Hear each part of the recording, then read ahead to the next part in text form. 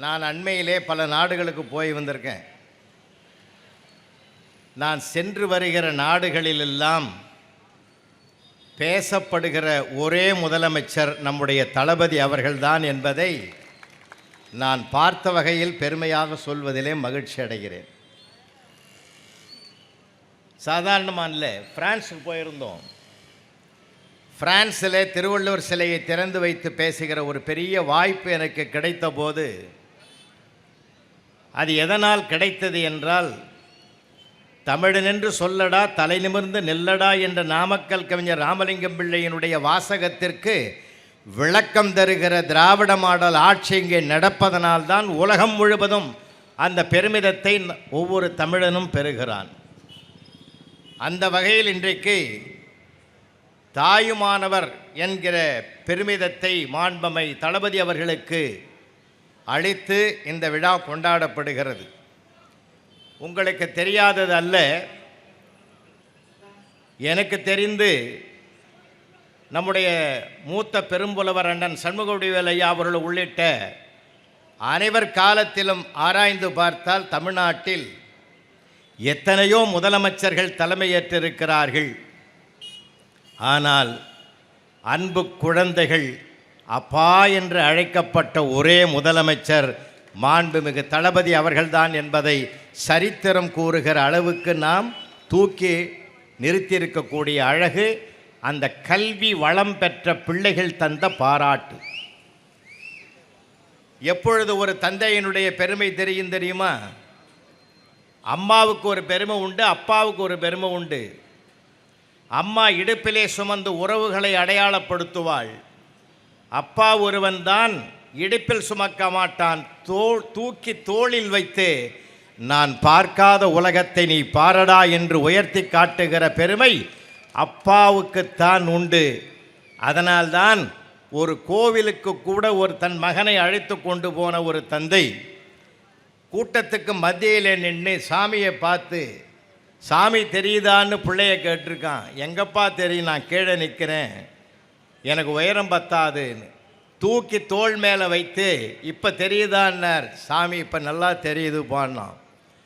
அதே பையன் வளர்ந்து 50வது வயதிலே தன் மகனை கூட்டிக்கிட்டு கோயிலுக்கு போனான்.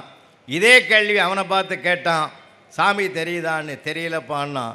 அப்பா ஞாபகம் வந்தது, தூக்கி தோள் மேலே வச்சு இப்போ தெரியுதாடான்னா. நல்லா தெரியுது பாடினா. அப்போ 50வது வயதில் அவன் என்ன நினச்சான் தெரியுமா? அன்றைக்கு அப்பாவின் தோள் மட்டும் தெரிந்தது, இன்றைக்கு அவனுக்கு என்ன தெரிந்தது தெரியுமா?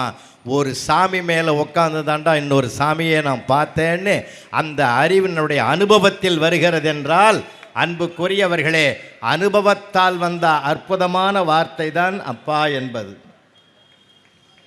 நம்மெல்லாம் பெருமைப்படணுங்க. 72 அகவையை எட்டி இருந்தாலும் தமிழ்நாட்டுக்குன்னு ஒரு தனிப்பெரும் பெருமையை நிலைநிறுத்தி இருக்கிற பெருமை தளபதி அவர்களுக்கு மட்டும்தான் உண்டு. காரணமில்லாமல் நான் சொல்லவில்லை. கல்வியில் சிறந்த தமிழ்நாடு என்கிற பெருமிதத்தை பெற்று தந்திருக்கிறார். சுயமரியாதை மிக்க தமிழ்நாடு என்பதையும் பெற்று தந்திருக்கிறார். அதையும் தாண்டி தன் காலில் நிற்பவன் தமிழன் என்பதை உலகத்திற்கு பிரகடனப்படுத்தி இருக்கக்கூடிய பெருமைதான் திராவிட மாடலுடைய ஆட்சி என்பதை ஒவ்வொரு மனிதனும் உணர்ந்து கொள்ள வேண்டிய பெருமைக்குரிய ஒன்று. அண்மையிலே உங்களுக்கு நடந்த செய்தி உங்களுக்கு தெரியும் என்று நினைக்கிறேன். இருந்தாலும் நினைவுபடுத்த கடமை என்பது என்னுடைய கடமையாக சொல்லுகிறேன். அன்பர்களே, முதல்வர்களின் முதல்வர் என்றல்லவா இந்திய திருநாட்டில் வைத்து நாம் பேசுகிறோம். அதையும் தாண்டிய ஒரு பெருமை இங்கே ஏற்பட்டிருக்கிறது. சொல்லப்போனால் நான் இதை இப்படி பார்க்கிறேன். முத்தமிழறிஞர் டாக்டர் கலைஞர் அவர்களை ஒரு நிருபர் கேட்கிறார், உங்களுக்கு எந்த விளையாட்டு பிடிக்கும் என்று கேட்டபோது, எனக்கு கிரிக்கெட் விளையாட்டு மிகவும் பிடிக்கும் என்று சொன்னார். அந்த விளையாட்டு மிகவும் பிடிப்பதற்கு என்ன காரணம் என்று கேட்டபோது, அந்த குறிப்பிட்ட எல்லைக்குள் பந்து உருண்டோடினால் 1-2 என்ற ரன்களை பெறும். அந்த குறிப்பிட்ட விளையாட்டினுடைய எல்லையை தொட்டால் 4 என்ற எண்ணை அது தொடும். ஆனால் எல்லையை தாண்டினால் 6 ரன் என்று அதை அறிவிப்பார்கள். எனக்கு எப்பொழுதுமே எல்லை தாண்டுவதுதான் பிடிக்கும் என்று எடுத்து சொன்னார். அந்த எல்லை தாண்டிய ஒரு பெருமை இன்றைக்கு உருவாகி இருக்கிறது பெருமக்களே.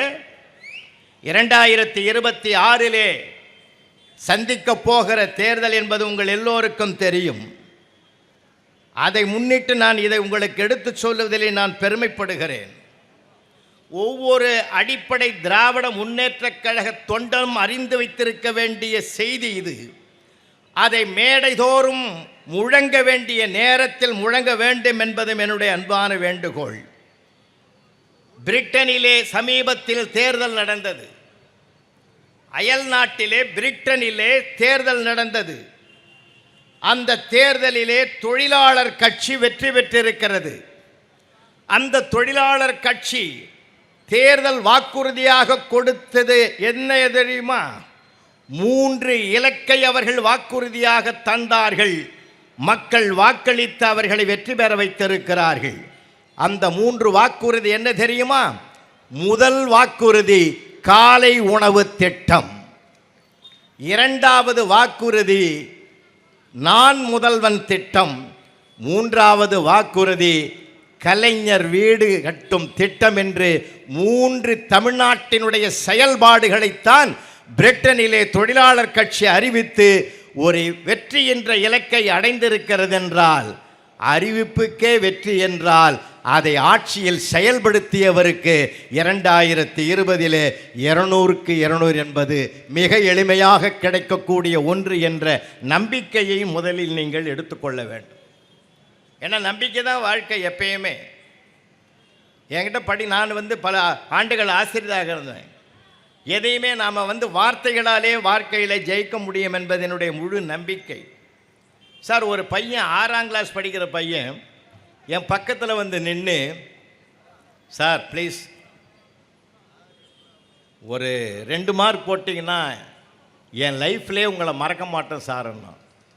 2 மார்க்குக்கு நம்மளை லைஃப்லேயே மறக்க மாட்டேன்னு சொல்கிறானே, வாங்கினது எவ்வளோடான்னு கேட்டேன். 33 போட்டிருக்கீங்க சார், ஒரு 2 போட்டிங்கன்னா பாஸ் பண்ணிவிடுவேன் சார். என் பரம்பரையிலே பாஸ் பண்ண ஒரே ஆள் நான் தானே, எல்லாரும் பாராட்டுவாங்கன்னு. போட முடியாதுதாண்டா விட்டுட்டேன்னு. இல்லை சார், நீங்கள் மனசு வச்சா போடலாம் சார்.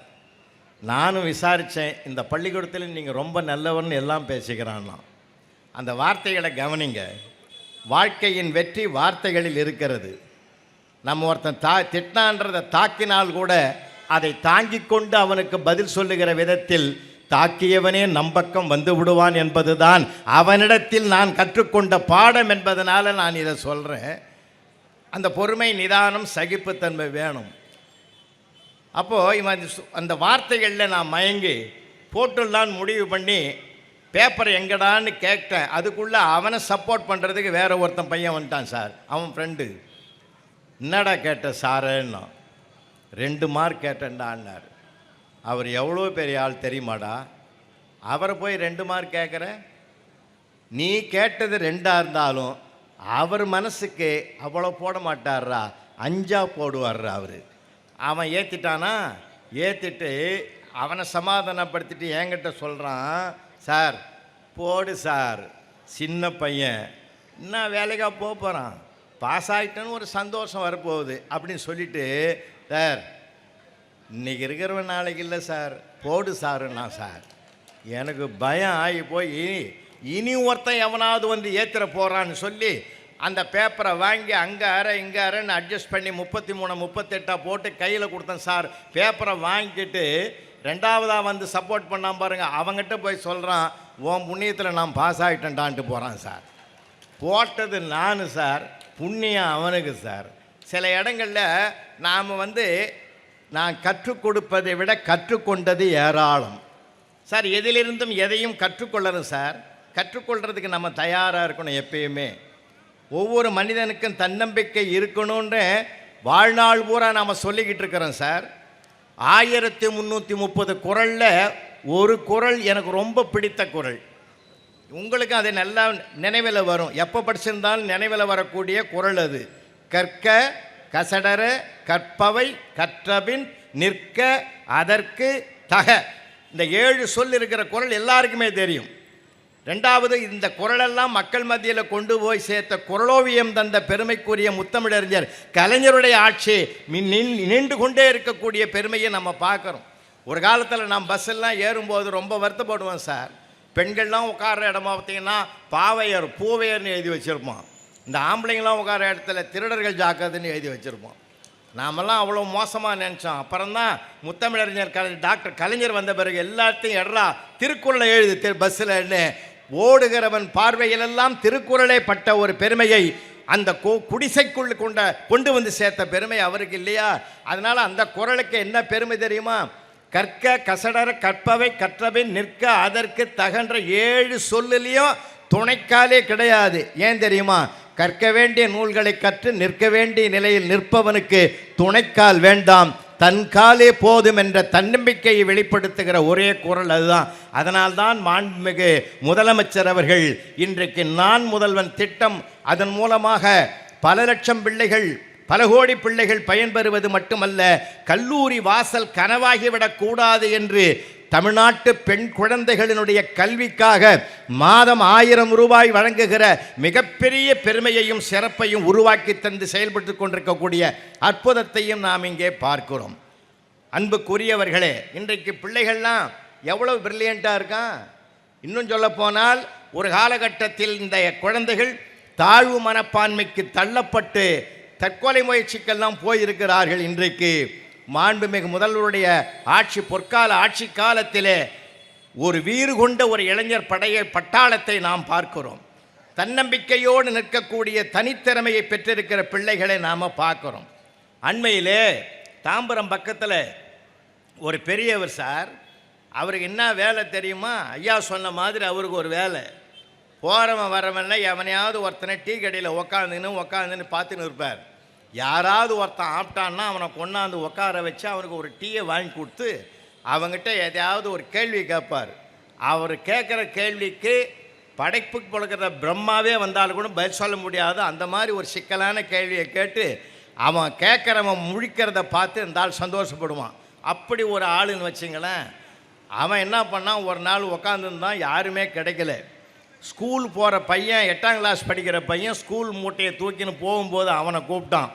இங்கே வா தம்பி, நான் ஒரு கேள்வி கேட்குறேன், பதில் சொன்னால் உனக்கு பரிசு கொடுக்குறேன்னாரு. சீக்கிரம் கேள்வியா, ப்ரேயருக்கு பெல் அடிச்சிட்டா நான் போகணுன்னா. பரவாயில்லடா உக்காருன்னு சொல்லி, என்ன கேள்வி கேளுன்னா, நான் கல்கத்தாவிலேருந்து டெல்லிக்கு ஃப்ளைட்டில் போகிறேன், ஃப்ளைட்டு 1000 கிலோமீட்டர் வேகத்தில் போகுது, அப்படின்னா என் வயசு என்ன சொல்லு பார்க்கலான்னா. இதுக்கு ஏதாவது சம்மந்தங்குதா? கல்கத்தாவுக்கும் டெல்லிக்கும் ஃப்ளைட்டு 1000 கிலோமீட்டருக்கும் இந்த ஆள் வயசுக்கு என்னையா சம்மந்தங்குது? என்னடா இப்படி பேசுகிறேன், நார்த் இந்தியாவில் பேசுகிற மாதிரி நீயும் பேசுகிறியன்னு சொல்லி அந்த பையன் உனக்கு மனசுக்குள்ளே நினச்சிக்கின்னு, இப்போ என்ன அதுக்கு ஆன்சர் சொல்லணுமா? ஆமாண்டான்னார். ஒரு 2 நிமிஷம் கொடுன்னான். அப்படி இப்படி பேசிட்டு கடைசியில் சொன்னான், ஐயா உங்களுக்கு 60 நடக்குதுன்னா. அந்த பெரியவர் கட்டி பிடிச்சிக்கினார். சார் எப்பட்றா கண்டுபிடிச்ச? உண்மையிலே எனக்கு 60 தாண்டா நடக்குது, எப்பட்றா கண்டுபிடிச்ச அப்படின்னார். அதெல்லாம் ஒன்றும் இல்லை, எங்கள் வீட்டில் எங்கள் அண்ணன் ஒருத்தங்கிறான், அவன் ஏடா கூடம் உன்னை விட மோசமாக பேசுவான். அவன் என்ன பேசுகிறான்னு எனக்கும் புரியாது, எங்கள் அம்மாவுக்கும் புரியாது, அப்பாவுக்கும் புரியாது. ஆனால் அவன் பேரே எங்களுக்கு மறந்து போய் அவனை அரக்கு இருக்குன்னு தான் நாங்கள் கூப்பிடுவோம். அரக்கு இருக்கு இங்கே வாடான்னு தான் கூப்பிடுவோம். அவனுக்கு வயசு 30. அரக்கு இருக்குக்கு 30ன்னா முழுக்கு இருக்குக்கு 60 தானே இருக்கணும்னு நானே முடிவு பண்ணேன்னா. அந்த பெரியவர் டைரி எடுத்து எழுதினார், இனிமேல் நீ தமிழ்நாட்டு பக்கமாக நான் யாரையுமே கேள்வியே கேட்க மாட்டேன், எல்லாம் அவ்வளோ பிரில்லியண்ட்டாக இருக்கிறான்னு ஒரு முடிவுக்கு வந்தேன். எதுக்கு சொல்கிறேன்னா, இன்றைக்கி யாருக்கும் பயப்படுறதில்ல சார். நிமிர்ந்த நடையும் நேர்கொண்ட பார்வையும் திமிர்ந்த ஞான செருக்கும்னா, ஞானமும் கல்வியும் நயத்தல் அறிதுன்னா, இன்றைக்கி கல்வியும் செழித்திருக்கிறது, ஞானமும் செழித்திருக்கிறது. எவ்வளவு அருமையான பிள்ளைகள் தெரியுமா சார்? அண்மையில் ஒரு டீச்சர் கேள்வி கேட்டிருந்தாங்க சார். 10 பேர் சேர்ந்து ஒரு தார் ரோடை 20 நாளில் போடுறாங்க, அதே ரோடை 30 பேர் போட்டால் எத்தனை நாள் ஆகும்னு அவன் எழுதிக்கிறான் சார். இது அனாவசியமான கேள்வி. ஏற்கனவே 10 பேர் போட்ட ரோடை மறுபடியும் எதுக்கு 20 பேர் போடணுன்னு கேட்டுக்கிறான் சார். இது அரசாங்கத்துக்கு வீண் செலவுன்னு எழுதிக்கிறான்யா. இதை விட ஒரு பிரில்லியண்ட்டான தன்மையை பார்க்க முடியுமா? நானே பழைய சர்வீஸில் இருக்கும்போது கேட்டிருந்தேன், 18ஆம் நூற்றாண்டில் வாழ்ந்தவர்களை பற்றி குறிப்பு வரைன்னு அவன் எழுதிக்கிறான். அனைவரும் மாண்டு விட்டனர்னு எழுதுனான் சார். நான் ஃபுல் மார்க் போட்டேன். இல்லைன்னா அப்படி ஒரு ஆளை காட்டுன்னுவான். அதனால் அன்புக்குரியவர்களே, எப்பொழுதுமே அன்னை தமிழுக்கும் இன்றைக்கு ஆங்கிலத்துக்குமான இருமொழி கொள்கைகளை அறிவித்திருக்கக்கூடிய ஒரு பெருமையை நாம் பெற்றிருக்கிறோம். ஆகையினால் இன்றைய தினத்திலே 2026 எதிர்நோக்கி இருக்கக்கூடிய இந்த நேரத்திலே நாம் நம்முடைய ஆட்சியினுடைய பெருமையை, ஆட்சியினுடைய ஆளுமையை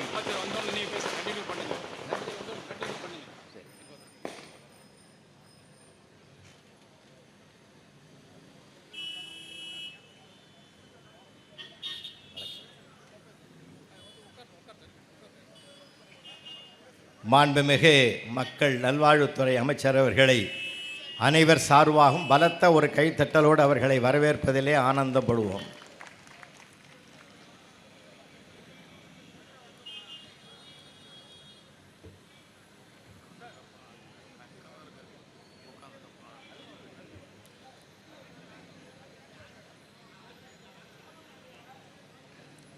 மாண்புமிகு அமைச்சர் பெருமக்கள், ஐயா மீன்வளத்துறை அமைச்சர் அவர்களையும் வருக வருக என்று வரவேற்பதிலே பெருமை அடைகிறோம்.